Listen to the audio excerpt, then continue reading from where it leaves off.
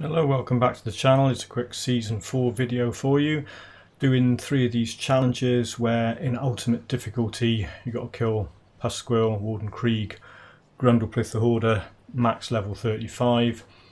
It means you can do them at level 35. I had all the gear I needed at level 32 and followed the advice Travis gave me. I asked Travis in a chat on BAM Games live stream whether he had done this, and he said yeah, and he said I'll use Blitz. Use the 2 easy to get MIs from Act 1, get the Bloodbriar amulet. I had 2 of them in stash already. Get in there. What I thought I'd do Krieg first, because if he was going to cause me massive problems then I'd have to reassess what I was doing. So I did Krieg.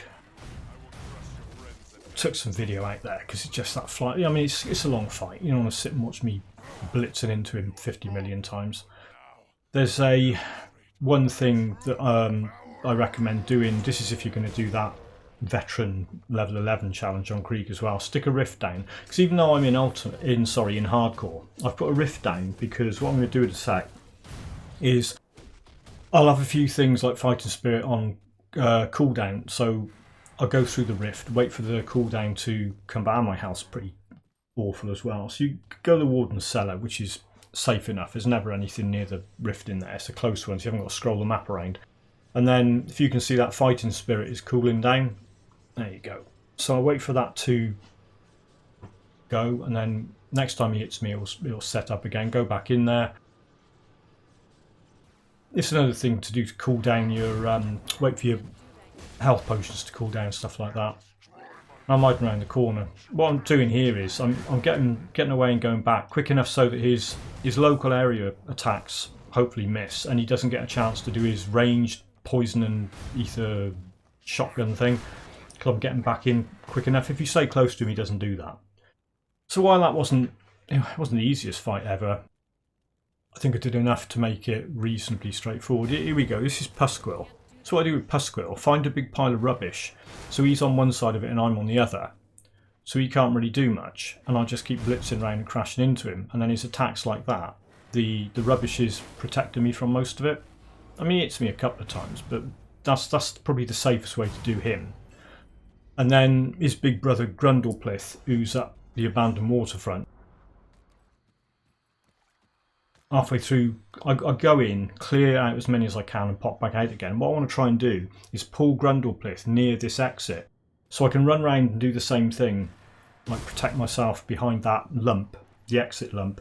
And if the fight gets a bit iffy, I can just click on it and warp out and then wait for my cooldowns to sort themselves out and go back in. Because what you don't want is thousands of those little things on you at the same time you're fighting Grundleplith, because they just whittle away at your health with their ranged attacks. So try and get rid of them. And also don't stand in that green water. Yeah, I just clicked on the exit there just to get out. Again, waiting for Fighting Spirit to, the cooldown on Fighting Spirit to run out so I can go back in. There you go. There's little things like that. I mean, if you're looking for ways to make fights easier, if you're in the middle of a fight and everything's on cooldown, if you can get out of the fight and wait for the cooldowns to run out and go back in, it makes it a lot easier. See, I'm using that exit mound sort of the same way as that pile of rubbish in Pusquill's lair. So if he's trying to do ranged attacks and things, they're hopefully hitting that and not hitting me. I'm getting a bit reckless now because I can see his health's quite low. And I'm near that exit, so in any issues, just click on the thing and you'll just warp straight out of there. But yeah, they're good challenges to do, a lot of fun. Big thanks to Travis for suggesting the Blitz build.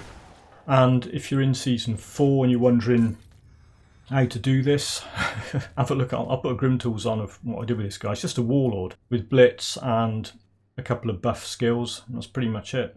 Thanks for watching. I hope you enjoyed that one.